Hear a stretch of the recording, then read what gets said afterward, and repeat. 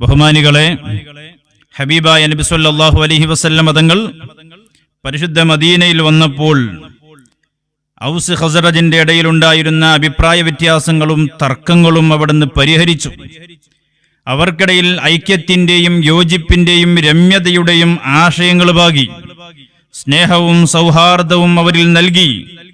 അങ്ങനെ ഒരുമിച്ച് ഏകോദര സഹോദരന്മാരായി മദീനയിൽ സ്വഹാബത്ത് മുന്നോട്ട് പോയിക്കൊണ്ടിരിക്കുമ്പോൾ ജൂതന്മാർ മുസ്ലിമീങ്ങളുടെ ഈ മുന്നേറ്റവും അവരുടെ ഐക്യവും കണ്ട് കൂടുതൽ ആശങ്കപ്പെടുകയും പഴയകാല ചരിത്രങ്ങളെ വീണ്ടും വീണ്ടും ഓർമ്മിപ്പിച്ച് അവരിലുണ്ടായിരുന്ന അഭിപ്രായ വ്യത്യാസങ്ങളെ വീണ്ടും വീണ്ടും എടുത്തു പറഞ്ഞ് നിലവിലുള്ള ഐക്യം തകർത്ത് അവരെ സംഘർഷാവസ്ഥയിലേക്ക് തിരിച്ചു കൊണ്ടുപോകുവാനുള്ള ഒരു ശ്രമം നടത്തി മദീനയിൽ മുനാഫിഖുകൾ, ജൂതന്മാർ.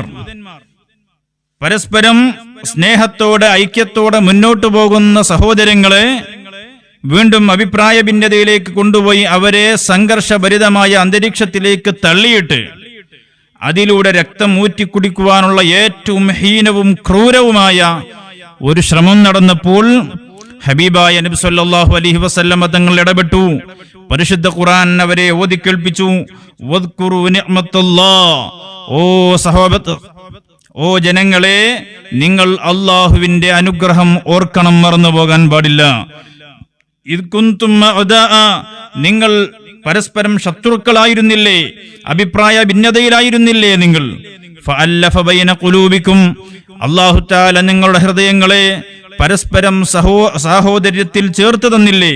ഫഅസ്ബഹ്തും ബിനിഅമതിഹി ഇഖ്വാന, അല്ലാഹുവിന്റെ അനുഗ്രഹം കൊണ്ട് നിങ്ങൾ നല്ല സഹോദരങ്ങളായി മാറി, സ്നേഹവും ഐക്യവുമുള്ളവരായി മാറി.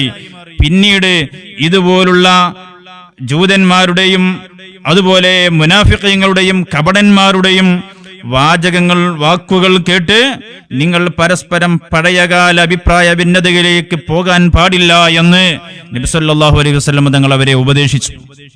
ഞാനിത് പറയാൻ കാരണം, ഇന്ന് കുരുവട്ടൂരിയൻ ടീം ചെയ്തുകൊണ്ടിരിക്കുന്നത് ഇതേ തന്ത്രമാണ്.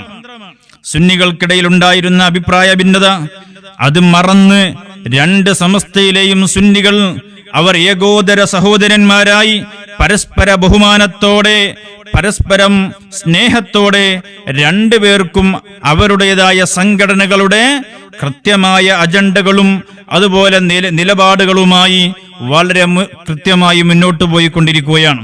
വളരെ ഭംഗിയായി അവരുടേതായ സംഘടനാ പ്രവർത്തനങ്ങൾ നടത്തിക്കൊണ്ടിരിക്കുകയാണ്. അത് നമ്മുടെ കേരളീയ സമൂഹം വളരെ ആവേശത്തോടെ വളരെ സന്തോഷത്തോടെ അനുഭവിച്ചു കൊണ്ടിരിക്കുകയാണ്. സുന്നത്തി ജമാഅത്തിന്റെ പ്രവർത്തകരിലും സുന്നത്തി ജമാഅത്തിന്റെ പ്രവർത്തകരിലും പണ്ഡിതന്മാരിലുമുള്ള ഐക്യം, ആ ഐക്യത്തിന്റെയും സ്നേഹത്തിന്റെയും ആനുകൂല്യങ്ങൾ, ഫലങ്ങൾ ഇന്ന് കേരള ജനത വളരെ സന്തോഷത്തോടെ അനുഭവിച്ചു കൊണ്ടിരിക്കുകയാണ്. എന്നാൽ ഈ സ്നേഹവും ഐക്യവും കണ്ട് ആശങ്കപ്പെട്ടിരിക്കുന്നത് വഹാബികളാണ്. ആ വഹാബികൾക്ക് സുന്നത്തി ജമാഅത്തിന്റെ ഇടയിൽ ഈ ഐക്യം തകർക്കണം, ഇവർക്കിടയിലുള്ള സന്തോഷവും സ്നേഹവും തകർക്കണം, എന്നിട്ട് രക്തം ഊറ്റിക്കുടിച്ച് വഹാബിസം വളർത്തണം എന്ന ഒരു ശ്രമം, എന്ന ഒരു ആശയം അവരുടെ മുമ്പിലുണ്ട്. പക്ഷേ 8ഉം 10ഉം 16ഉം കഷ്ണങ്ങളായി പിളർന്നുപോയ വഹാബികൾക്ക് എഴുന്നേറ്റ് നിൽക്കാനുള്ള ത്രാണിയില്ലാത്തതുകൊണ്ട് അവരിറക്കിയ ചാരനാണ് ഈ നൗഷാദ് മൗലവി. അവരിറക്കിയ ചാരന്മാരാണ് കുരുവട്ടൂരിയൻ മൗലവിമാർ. സുന്നത്തി ജമാഅത്തിന്റെ പ്രവർത്തകരിലും പണ്ഡിതന്മാരിലും വീണ്ടും അഭിപ്രായ ഭിന്നതകൾ കൊണ്ടുവന്ന് അവരെ പരസ്പരം സംഘർഷ കലുഷിതമായ ഒരു അന്തരീക്ഷത്തിലേക്ക് തള്ളിവിട്ട് അതിലൂടെ രക്തമൂറ്റി കുടിക്കാൻ കഴിയുമോ എന്ന വ്യാമോഹമാണ് ഇപ്പോൾ നൗഷാദ് നടത്തിക്കൊണ്ടിരിക്കുന്നത്. ഒരു മനുഷ്യന്റെ ഏറ്റവും വൃത്തികെട്ട മനതലങ്ങളിൽ നിന്ന്, ഏറ്റവും മൃഗീയമായ അദ്ദേഹത്തിന്റെ ആശയങ്ങളിൽ നിന്ന്, ചിന്തയിൽ നിന്ന് മാത്രമാണ് ഇത്തരം ഒരു ആലോചനയും ചിന്തയും ഉടലെടുക്കുന്നത്. അതാണ് നൗഷാദ് ഇപ്പോൾ നടത്തിക്കൊണ്ടിരിക്കുന്നത്.